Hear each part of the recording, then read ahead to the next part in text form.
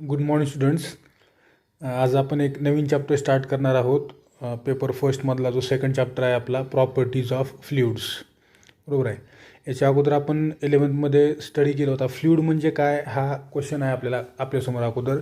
नेमकं फ्लुइड कशाला म्हणायचं. पण त्याच्या अगोदर आपण 11th जे स्टडी केलं होतं मॅटरच्या 3 स्टेट्स असतात. एक पहिली म्हणजे सॉलिड, त्यानंतर लिक्विड आणि नंतर गॅस. बरोबर आहे. आणखीन एक आहे प्लाझ्मा, पण ते सध्या आपल्या समजा सिलेबसला नाही किंवा आपल्या अभ्यासाचा भाग नाही. तर आपण 3 स्टेट स्टडी केल्या, सॉलिड, लिक्विड आणि गॅस. बरोबर आहे. आता नेमकं फ्लुइड कशाला म्हणायचं. आपल्याला एक माहीत आहे की जसं आपण सॉलिडला एक प्रकारचा फोर्स एक्झर्ट केल्याच्यानंतर सॉलिडच्या शेपमध्ये किंवा साईजमध्ये फारसा चेंज होत नाही. जर समजा आपण फॉर एक्झाम्पल डस्टर घेतलं, डस्टरला आपण प्रेस केलं तर त्याच्यावरती जो आपण फोर्स एक्झर्ट केला त्या फोर्समुळे त्याचा शेप आणि साईज काय लगेच बदलत नाही, किंवा सॉलिडचा शेप आणि साईज चेंज करण्यासाठी आपल्याला एक पर्टिक्युलर मॅग्निट्यूडचा फोर्स अप्लाय करावा लागतो. बरोबर आहे. किंवा लार्ज मॅग्निट्यूडचा फोर्स अप्लाय केल्यानंतर देखील त्या ऑब्जेक्टची व्हॉल्यूम चेंज होत नाही. हे कोणाच्या बाबतीमध्ये आहे, सॉलिडच्या बाबतीमध्ये. बरोबर आहे. तसं लिक्विड आणि गॅसेसच्या बाबतीमध्ये असं नाही. आपल्याला माहीत आहे लिक्विड आणि गॅस यांच्यावरती आपण कुठल्याही प्रकारचा फोर्स एक्झर्ट केला किंवा ज्या कुठल्या कंटेनरमध्ये आपण याला ठेवताल त्या कंटेनरचा शेप आणि साईज ते लिक्विड किंवा ते गॅस काय करते, ऑक्युपाय करते, हे आपल्याला माहीत आहे. बरोबर आहे. हा सॉलिड आणि लिक्विड आणि गॅसेसमधला डिफरन्स आहे, हा फरक आहे. बरोबर आहे. आपल्याला माहीत आहे की ज्यावेळेस आपण लिक्विड आणि गॅसेसवर कुठल्याही प्रकारचा एक्सटर्नल फोर्स अप्लाय करतो त्यावेळेस लिक्विड आणि गॅस फ्लो होतात. फॉर एक्झाम्पल वॉटर आहे.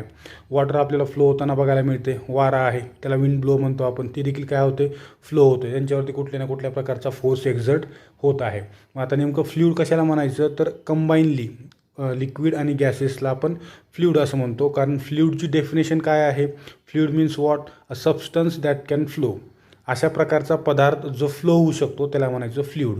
मग आता या ठिकाणी लिक्विड पण फ्लो होते आणि गॅसेस पण फ्लो होते, त्यामुळं कंबाईनली आपण या ठिकाणी लिक्विड आणि गॅसला काय म्हणतो, फ्लुइड असं म्हणतो. बरोबर आहे. मग आपल्याला इथं काय काय स्टडी करायचं आहे किंवा आपल्याला काय काय पाहायचं आहे, तर सुरुवातीला अगोदर आपल्याला फ्लुइड म्हणजे काय डेफिनेशन मी तुम्हाला सांगितली.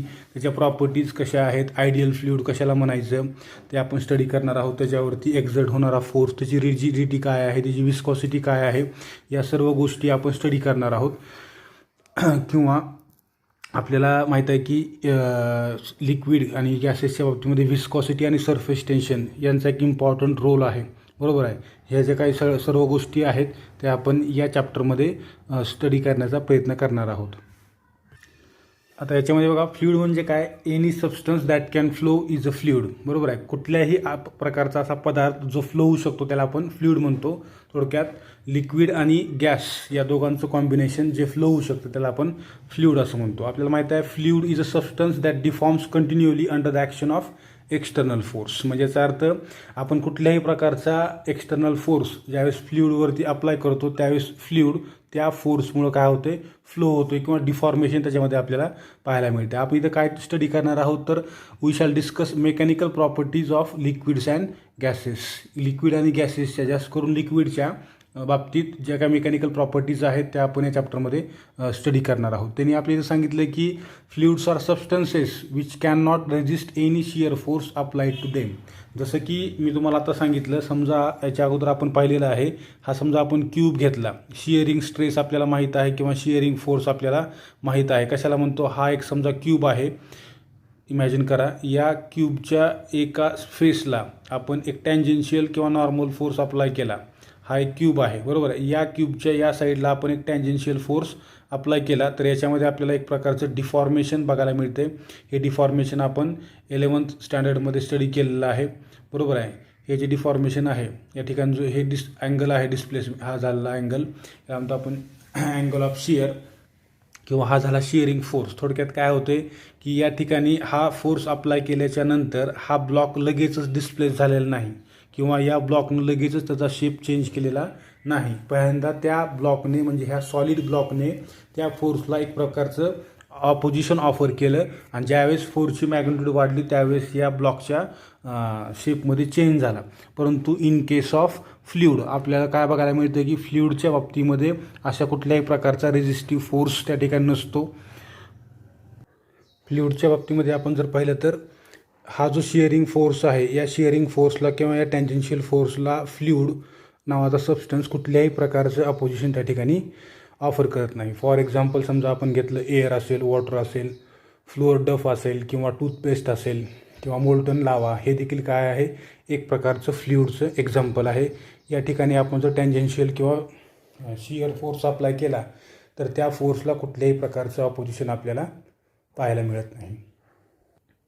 बघा आता याच्यानंतर आपल्याला माहीत आहे fluid flows under the action of force और pressure gradient but behaviour of fluid in motion is normally complicated. म्हणजे आपल्याला काय करायचं आहे, आपल्याला की फ्लुइड ज्यावेळेस मोशनमध्ये आहे त्यावेळेस त्याच्याशी रिलेटेड असण्याचे काही टर्म्स आहेत किंवा त्याचा स्टडी आपण करणार आहोत.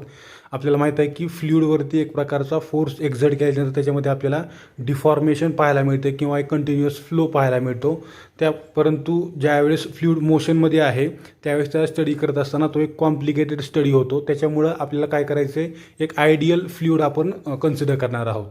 आयडियल फ्लुइड ज्याचे काही समजा प्रॉपर्टीज आहेत किंवा त्याचे काही अजम्पशन्स आहेत, जसं की आपण आयडियल गॅस स्टडी करतो तसं त्या ठिकाणी आयडियल फ्लुइड आपण कन्सिडर करणार आहोत.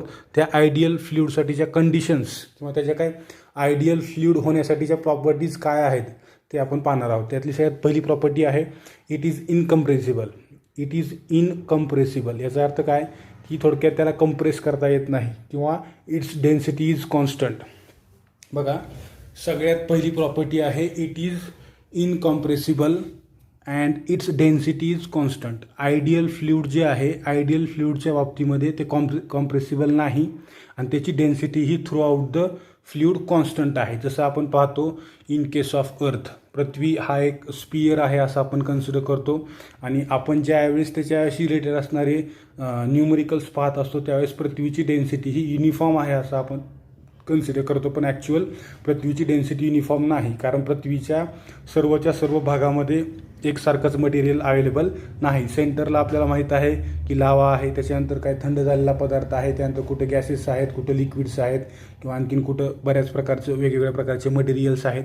त्यामुळे पृथ्वीची किंवा कुठं पाणी आहे किंवा कुठं पोकळी आहे म्हणजे याचा अर्थ पृथ्वीची किंवा आपल्या अर्थची डेन्सिटी ही युनिफॉर्म नाही, ती कशी आहे, वेगवेगळी आहे किंवा व्हॅरिएबल आहे. तसं आयडियल फ्लुइडच्या बाबतीमध्ये त्याची डेन्सिटी जी आहे, जी आपण फ्लुइड कन्सिडर केलेलं आहे त्या फ्लुइडची डेन्सिटी ही कशी आहे, कॉन्स्टंट आहे असं आपल्याला म्हणता येईल किंवा ही त्याची एक पहिली प्रॉपर्टी आहे. याच्यानंतर सेकंड प्रॉपर्टी आहे इट्स फ्लो इज इरॅशनल. त्याचा जो फ्लो आहे हा कसा आहे, इरॅशनल आहे. इरॅशनल म्हणजे काय, थोडक्यात एकाच सर्वच्या सर्व लेअर व्यवस्थित म्हणजे एकाच डायरेक्शनला फ्लो होत आहेत, कुठलीच लेअर दुसऱ्या लेअरमध्ये मिसळत नाही, त्याला म्हणायचं इरॅशनल फ्लो. किंवा त्यांनी सांगितलं की it's flow is smooth, there are no turbulence in the flow.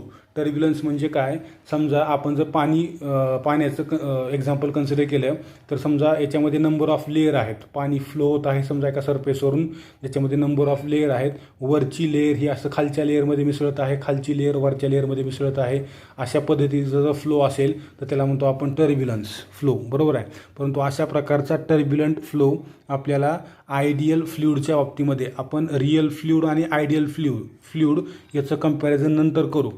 Real fluid एकदम याच्या एक अपोजिट आहे. आयडियल फ्लुइड हे म्हणजे काय, आपण स्वतःच्या सिम्प्लिफिकेशनसाठी ॲझ्युम केलेलं हे एक फ्लुइड, त्याला म्हणायचं आयडियल फ्लुइड. त्याच्या प्रॉपर्टीज आपण पाहत आहोत. त्यामुळे तुम्हाला पहिली प्रॉपर्टी काय सांगितली मी या ठिकाणी, की हे इनकम्प्रेसिबल आहे, त्याची डेन्सिटी कशी आहे, through out the fluid constant आहे, पहिली प्रॉपर्टी.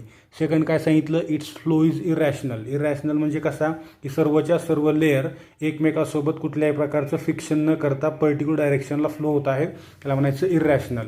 आणि हा फ्लो कसा आहे, स्मूथ आहे, म्हणजे दोन लेअरमध्ये कुठल्याही प्रकारचं फ्रिक्शन नाही. जसं आपल्याला पाण्याच्या बाबतीमध्ये किंवा अदर लिक्विडच्या बाबतीमध्ये पाहायला मिळतं की ते फ्लो होत असताना किंवा रिअल फ्लुइड फ्लो होत असताना दोन लेअरमध्ये आपल्याला फ्रिक्शन पाहायला मिळते. तसं या ठिकाणी कुठल्याही प्रकारचं फ्रिक्शन नाही किंवा there are no turbulences in the flow. कुठल्याही प्रकारचा टर्ब्युलन्स या फ्लोमध्ये नसतो. कशामध्ये, ideal फ्लुइडमध्ये.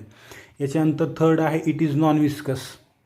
There is no internal friction in the flow. आता बघा विस्कस, नॉन विस्कस म्हणजे काय, थोडक्यात इट्स विस्कॉसिटी किंवा इट हॅज नो विस्कॉसिटी और it's viscosity is zero. Viscosity हा पार्ट किंवा हा पॉईंट आपण याच्यानंतर या चॅप्टरमध्ये 2.6.1 या पॉईंटमध्ये पाहणार आहोत. पण विस्कॉसिटी म्हणजे आपल्याला माहीत असलं पाहिजे. विस्कॉसिटी म्हणजे काय आहे, तर opposition offered by substance or that material to flow, म्हणजे फ्लो एखाद्या मटेरियलची फ्लो होण्याची ॲबिलिटी, बरोबर आहे, त्याला म्हणतो आपण विस्कॉसिटी. किंवा सिम्पली आपण सांगू शकतो इंटरनेटवर जी इन्फॉर्मेशन अवेलेबल असते त्यानुसार आपण सांगू शकतो की friction between molecules of substance or liquids or gases, त्याला म्हणतो आपण viscosity of liquid or gas. म्हणजे याचा अर्थ काय, कुठलंही लिक्विड आपण कन्सिडर केलं त्या लिक्विडच्या आतमध्ये जे नंबर ऑफ मॉलिक्युल्स आहेत त्या दोन मॉलिक्युलमध्ये असणारं फ्रिक्शन म्हणजे काय सांगतो आपण, विस्कॉसिटी असं सांगतो. किंवा विस्कॉसिटी ही अशी क्वांटिटी आहे which measures the opposition offered by that liquid to flow or deformation. Deform होण्यासाठी किंवा फ्लो होण्यासाठी त्या लिक्विडनं ऑफर केलेलं अपोजिशन म्हणजेच काय असते, विस्कॉसिटी असते. आता या ठिकाणी मी तुम्हाला काय सांगितलं की in case of fluid there is no internal friction in the flow.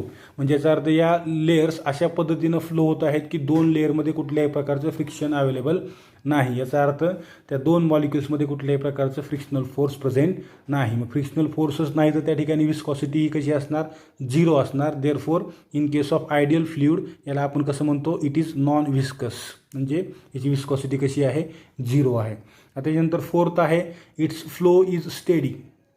त्याचा जो फ्लो आहे हा कसा आहे, स्टेडी फ्लो आहे, बरोबर आहे. दुसरी गोष्ट it's velocity at each point is constant in time. याचा अर्थ तुम्ही कुठल्याही पॉईंटला त्या आयडियल फ्लुइडची व्हेलॉसिटी मेजर करा, ती कशी असेल, कॉन्स्टंट असेल.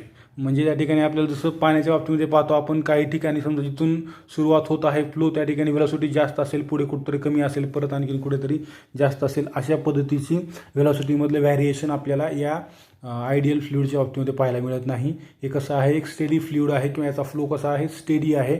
या त्याच्या काय आहेत, एक इम्पॉर्टंट प्रॉपर्टीज आहेत किंवा याच्यावरून आपण ते फ्लुइड आयडियल आहे का नाही ते आपण ठरवू शकतो. किंवा हे आयडियल फ्लुइडच्या प्रॉपर्टीज आहेत ज्याचा यूज आपण नेक्स्ट स्टडी करण्यासाठी करणार आहोत.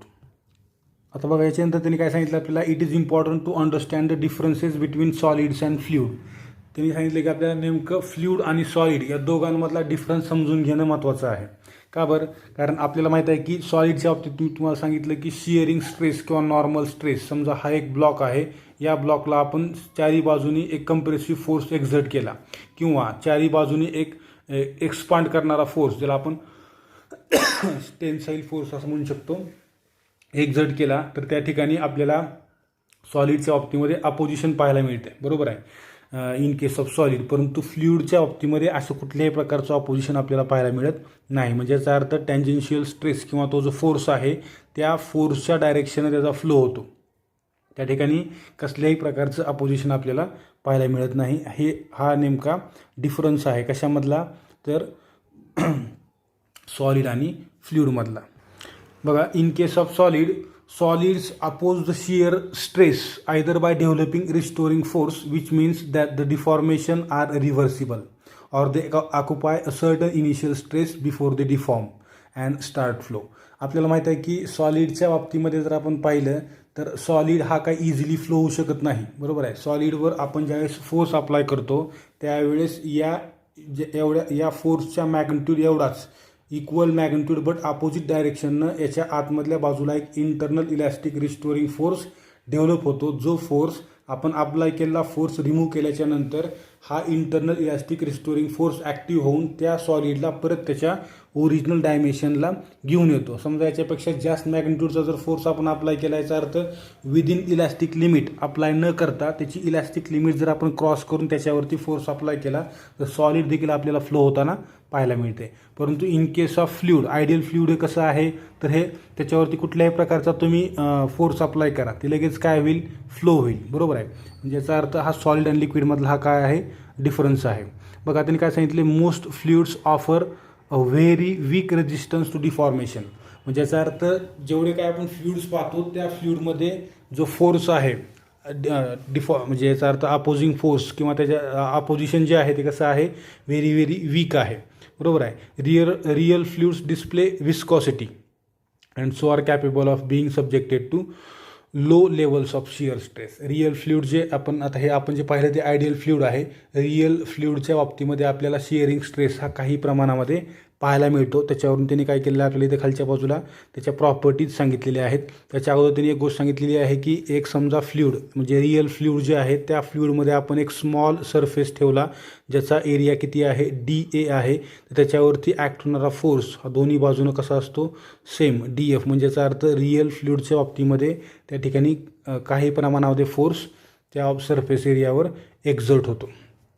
आता बघा प्रॉपर्टीज ऑफ फ्लुइड्स म्हणजे जे रिअल म्हणजे फ्लुइड जे आहे ॲक्च्युली जे आपण पाहतो त्याच्या काही प्रॉपर्टीज त्यांनी आपल्याला सांगितलेल्या आहेत. त्यातली पहिली प्रॉपर्टी आहे they do not oppose deformation they get permanently deformed. आता इन केस ऑफ टूथपेस्ट जर आपण पाहिलं तर ते टूथपेस्ट हे कुठल्याही प्रकारचं अपोजिशन ऑफर करत नाही त्याच्या डिफॉर्मेशनला. बरोबर आहे. जसं की फॉर एक्झाम्पल समजा आपण या ठिकाणी 2-3 दगड घेतले आणि त्याला जर आपण असं खाली दाबलं तर ते लगेच पसरत नाही. तो दगड लगेच पसरत नाही याचा अर्थ लगेच त्याच्यामध्ये डिफॉर्मेशन पाहायला मिळत नाही किंवा तो जो स्टोन आहे तो लगेच फ्लो होताना आपल्याला पाहायला मिळत नाही. पण इन केस ऑफ टूथपेस्ट असेल किंवा डफ असेल तर ते इझिली काय होतं डिफॉर्म होतं. त्या ठिकाणी त्या टूथपेस्टकडून आपल्याला आपण जो काय फोर्स अप्लाय केलेला आहे त्या फोर्सला कसल्याही प्रकारचं ऑपोजिशन आपल्याला पाहायला मिळत नाही. ते इझिली डिफॉर्म होतं आहे. याचा अर्थ त्याचा शेप चेंज होतो आणि ते डिफॉर्मेशन जे आहे ते कसं असेल परमनंट असेल. ते परत त्याचा ओरिजिनल शेप आणि साईज रिकवर करू शकत नाही. पहिली प्रॉपर्टी आहे. Second they have ability to flow. त्यांच्यामध्ये ॲबिलिटी आहे किंवा क्षमता आहे कसली फ्लो होण्याची. बरोबर आहे. एक पर्टिक्युलर मॅग्निट्यूडचा फोर्स अप्लाय केल्याच्या नंतर ते इझिली काय होतात डिफॉर्म होतात किंवा फ्लो होतात. Second property. थर्ड आहे they have ability to take the shape of the container. त्यांच्यामध्ये आणखीन एक ॲबिलिटी म्हणजे काय ज्या कुठल्या कंटेनरमध्ये तुम्ही त्या फ्लुइडला ठेवताल त्या कंटेनरचा शेप आणि साईज घेण्याची ॲबिलिटी कशामध्ये आहे त्या फ्लुइडमध्ये आहे. कळालं. हे काय आहेत रिअल फ्लुइडच्या प्रॉपर्टीज आहेत. या ठिकाणी आज थांबू आपण. याच्यानंतरचा नेक्स्ट पार्ट हा नेक्स्ट पॉईंटमध्ये. थँक्यू.